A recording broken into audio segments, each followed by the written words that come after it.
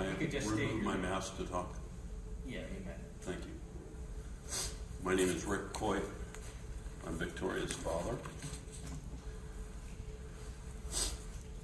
Judge Sabin, thank you for allowing me a few brief minutes to address the court, and especially the defendant, regarding my thoughts as the father of Victoria Schafer. I've committed this to writing, so I'll read my statement because I was in fear of missing something that I wanted to be shared. So please bear with me as I read these few pages. Victoria is our first child, and as such, she became an experiment in our ability to raise a child.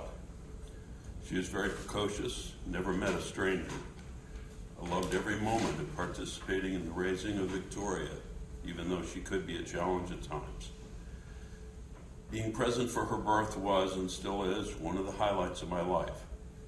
After weeks of Lamaze training, suddenly here we were blessed with a beautiful baby girl. Her childhood went by in a hurry. In yearly Christmas plays, sports carnivals, trick-or-treating together in the neighborhood, and opening Christmas gifts in the early morning are sweet memories that I will forever remember. Piano lessons, hours of daily practice and recitals all became part of our lives for several years. I did manage to talk her into basketball for 1 or 2 brief seasons. But family camping trips soon took over much of our summers, which she thoroughly enjoyed. It was around that time that Victoria and I forged a very close bond, and we became what we termed to be special buddies. I don't know exactly what created this bonding moment, but forever after, we seemed to just enjoy ourselves together in whatever we did. Like all little girls, trips to Disney World always had to include extra rides at It's a Small World After All.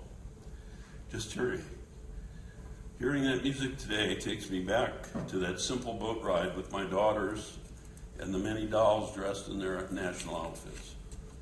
Victoria was raised in the Catholic Church, made us so very proud as she made her first communion and confirmation. That tradition carried on with her later wedding and family commitment to the church. At 16, Victoria talked me into a learner's permit and a driver's license. I became the designated driver education teacher, which had its expected pros and cons. Thankfully, she was a quick learner and became a proficient driver in a short amount of time. Her first car was an old model Volvo, which we both chose because of their reputation for safety. Thankfully, we never had to test that out, as she was a very safe and cautious driver. Nearing high school graduation, Victoria became seriously involved in rowing as a sport. Weekend rowing competitions at home and around West Virginia and Ohio became the norm for her junior and senior years. I loved to see her compete and develop many close friendships that she maintained through her later years. And her rowing skills provided for a scholarship to college her freshman year.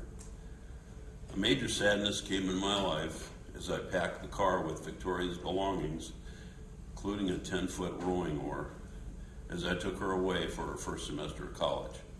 Other than summer church camp, she had never been away from home, and while it was a great adventure for my special buddy, it was a traumatic occasion of worry for her father.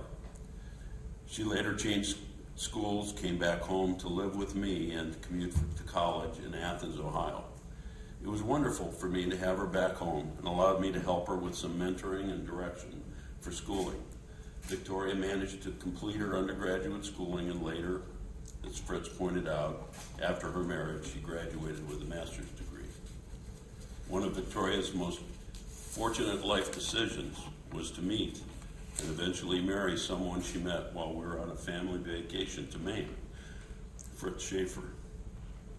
While I had been notoriously hard on all her previous boyfriends, this one appeared to me to show promise, and he definitely loved her.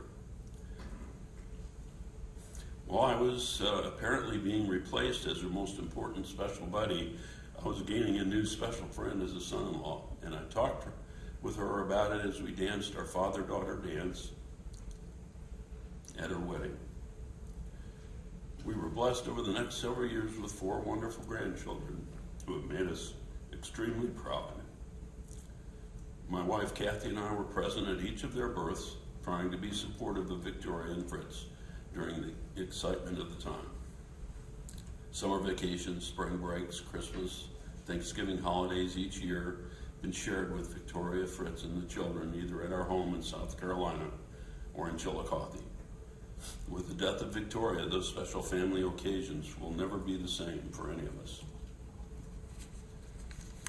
In closing, I'd like to direct my comments to the defendant, Mr. Buckley.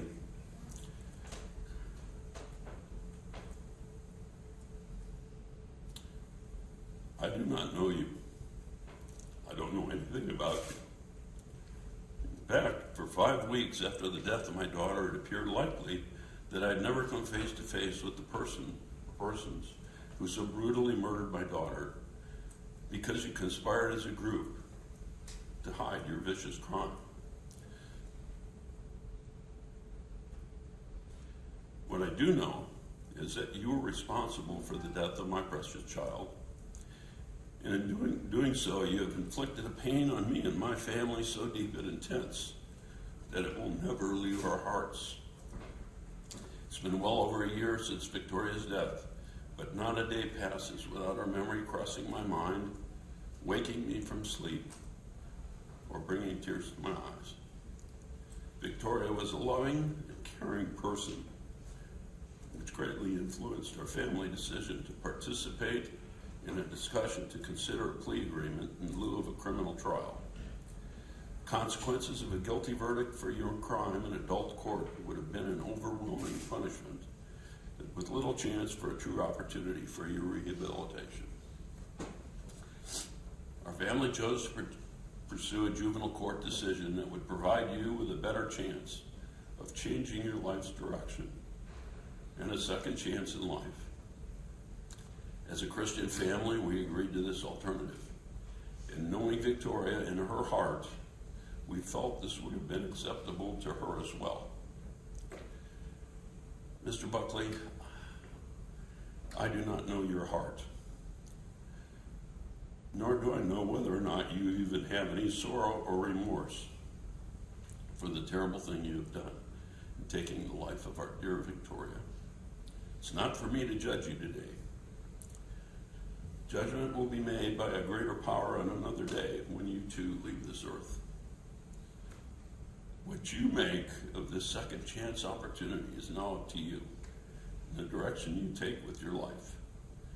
For you and your family, for the proof of our decision on this plea agreement, and for the memory of my special buddy Victoria, I only hope you do the right thing for that day when you too will stand in judgment.